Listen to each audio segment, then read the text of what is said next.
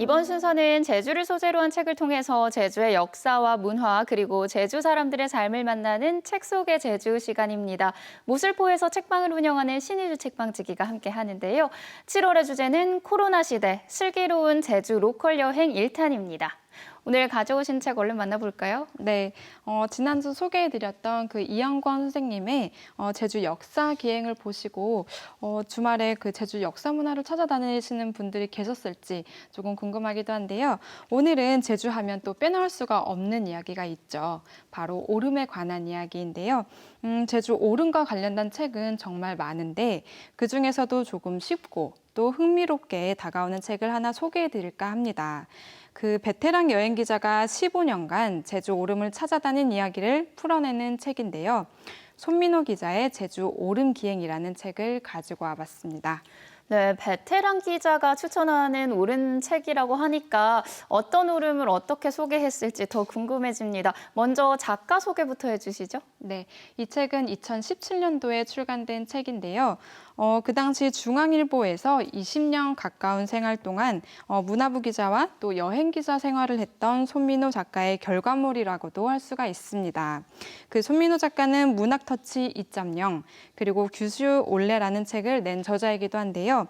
오랜 기자 생활을 하면서 그 15년간 찾은 오름에서 제주다움의 모습을 발견하고 이를 책으로 엮어낸 것이 바로 이 책이라고 설명할 수 있겠습니다. 네, 제주 오름과 맺은 15년의 인연이 이 책 안에 다 들어있을 것 같은데요.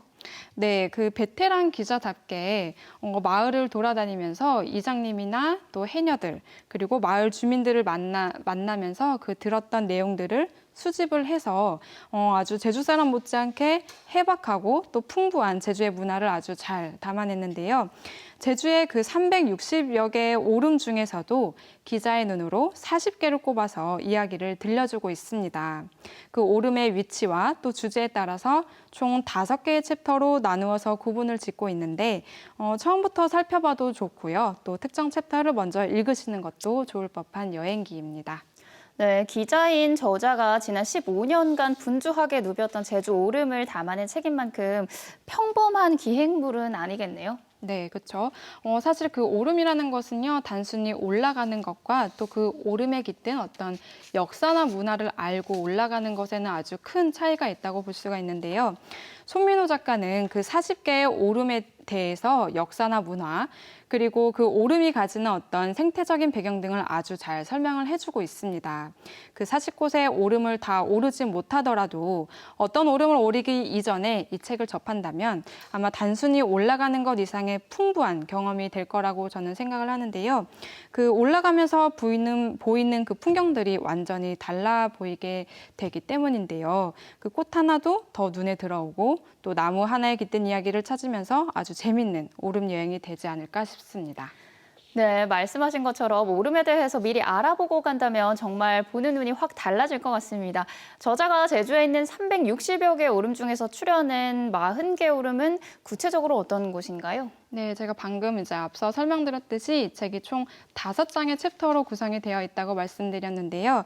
1장에서는 화산 그리고 오름, 또 2장에서는 사람, 3장에서는 숲, 그리고 4장은 올레, 그리고 마지막 5장은 김영갑 그리고 오름이라는 주제로 이렇게 구성이 되어 있는데요.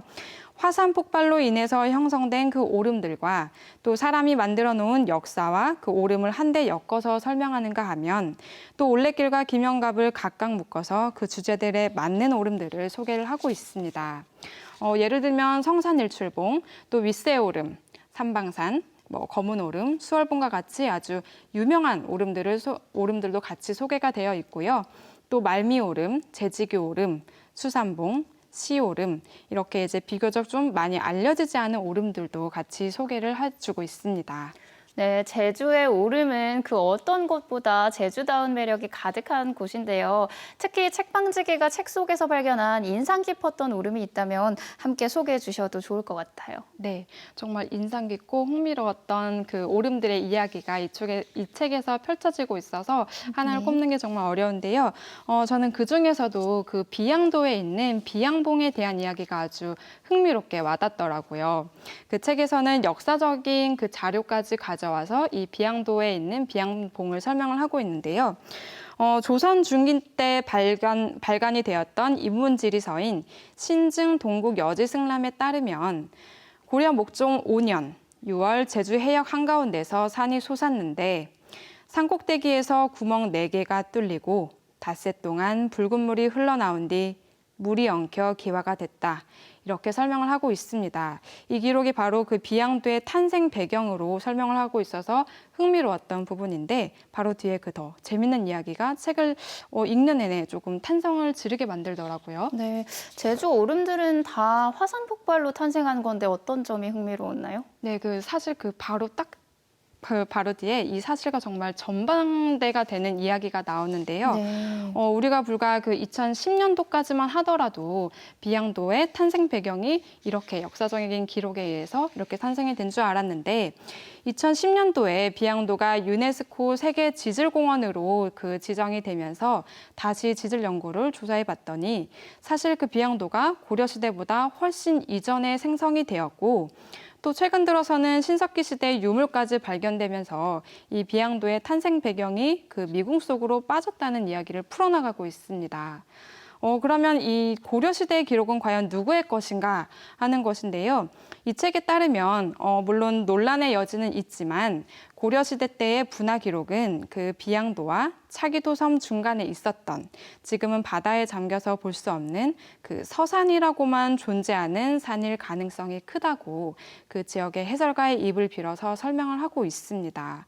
그 근거로 해서 1700년대에 제작되어서 지금까지 내려져 오는 그 지도를 들고 있는데요. 그 당시 지도에서는 그 서산이라는 그 미지의 산이 표기가 되어 있었다고 하니까 정말 흥미로운 부분이 아닐 수 없습니다. 네, 책 내용을 듣고 보니까 제주의 지질, 역사, 문화를 참 입체적으로 잘 조명했는데요. 혹시 다른 오름들도 이렇게 과학적인 근거를 들면서 설명하고 있나요? 네, 사실 꼭 그런 건 아니고요. 제가 지금 소개해 드릴 오름은 한번 맞춰보시면 좋을 것 같은데요. 제가 책 속에서 어떤 그 오름을 묘사하는 작가의 글 일부를 발췌해서 낭독을 해드리려고 합니다. 한번 들어보시고 어떤 오름이 연상케 하는지 맞춰보시면 좋을 것 같습니다. 네. 여기 곡선의 세상이 있다. 곡선으로만 이루어진 하나의 세상이 있다. 이 세상의 곡선은 변덕이 심하다. 올라가다 내려오고 내려가다 다시 올라온다. 끊어지는 줄 알았더니 이어지고 이어졌다 싶었더니 엉켜 있다. 한 번도 멈춰서거나 일어선 적은 없다 하여 직선의 긴장감은 여기에 없다. 날카로이 금을 그어야 하므로 직선은 늘 초조하다. 그러나 여기의 곡선은 내내 느긋하다. 안단테, 안단테, 안단테. 속도가 줄어들고 소리가 잦아든다. 다만 박자는 놓치지 않는다. 곡선이 그리는 굴곡에는 장단이 매겨져 있다. 첫 박자에는 오르고 다음 박자에는 내린다. 네, 곡선이 완만한 오름이 느껴집니다. 낭독해 주신 문장에서는 하나의 오름이 아니라 곡선이 여러 번 반복되는 오름을 묘사한 것 같네요. 네, 그 작가는 이 책에서 그 오름이 빚어내는 곡선의 미학을 말을 할 때 빠질 수 없는 오름이 있다면서 바로 용눈이 오름을 다음과 같이 설명을 하고 있었는데요. 낮고 평평한 그 용눈이 오름은 해발고도 240m밖에 되지 않는 아주 얕은 오름인데요. 작가가 제주에 처음 발을 디딘 오름이 바로 이 용눈이 오름이라면서 오름과 얽힌 이야기를 전해주고 있습니다. 저자는 용눈이 오름을 또 이렇게도 설명을 하고 있는데요. 미안하지만 나는 울렁이는 곡선에서 생동감을 느끼지 못했다. 부풀어 오른 곡선에서 풍요로움을 받은 적도 없다. 곡선의 이 하염없는 여정에서 나는 가난하고 여리고 가냘픈 노동의 고단함만을 목격한다. 끝을 찾을 수 없는 메비우스의 띠이거나 한시도 멈출 수 없는 시시포스의 부단한 노동이 이때꾸난 곡선의 정체다. 네, 우리가 일반적으로 느끼는 감상과는 좀 사뭇 다른 느낌인데요. 뭔가 특별한 사연이라도 있나요? 네, 저도 사실 이 구절을 읽을 때에는 조금 그 우리가 용눈이 오름을 바라보는 시각과 조금 다른 그 시각을 묘사하고 있지 않나라고 생각이 들었는데요. 곧바로 그 뒤에 이어지는 설명을 보면 작가가 왜 이렇게 묘사를 했는지 무릎을 탁 치게 만든 사람이 등장합니다. 바로 이제 용눈이 오름을 하면 빼놓을 수 없는 사람인데요. 바로 김영갑 선생님이 등장합니다. 그 손민호 작가는 김영갑 선생님과의 그 짧은 인연을 이 책에서도 풀어쓰고 있는데요. 김영갑 선생님을 뵈러 갈 때마다 매번 그 담배 한 갑을 들고 갔다고 합니다. 아마도 그 김영갑 선생님과는 그 루게릭별 그 말미쯤에 작가와 인연이 닿아서 그 용눈이 오름을 오를 때에도 가냘픈 노동의 그 고단함이라고 표현한 게 아닌가 싶은데요. 이렇게 용눈이 오름을 선생님과의 인연으로 설명을 하면서 그 뒤이어서 나오는 둔지봉, 다랑시 오름, 따라비 오름 등 총 6개의 오름을 이어서 설명을 하고 있습니다.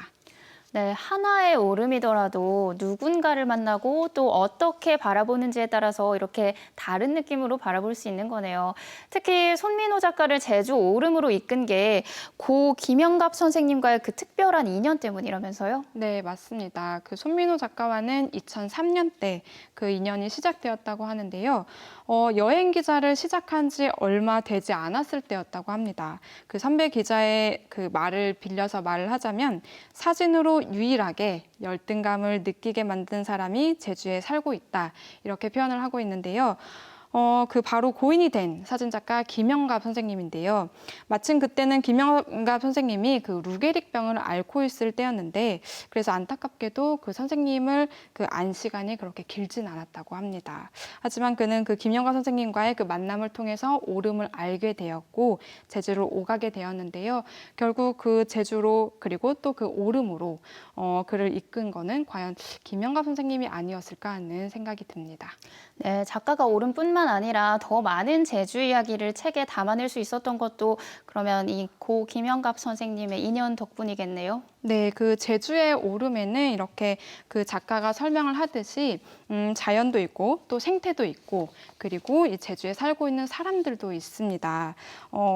몇천 년 동안 그 같은 자리에서 또 이제 무수히 많은 그 사계절을 지낸 우리 그 제주의 오름들이 그 속에 담아 있는 이야기들은 아주 무궁무진한데요. 그 제주의 그 다양한 오름을 소개하는 그 여행 기자의 특별한 안내를 통해서 이 책을 보는 분들이 조금 더 다양하게 그 어떤 제주다움의 깊이를 조금 더 보시고 그리고 조금 더 슬기로운 여행을 하시면 좋겠다는 의미로 이 책을 추천드립니다.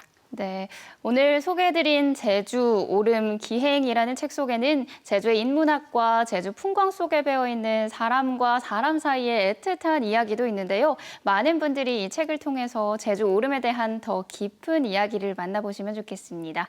오늘도 친절한 책 안내 고맙습니다. 감사합니다.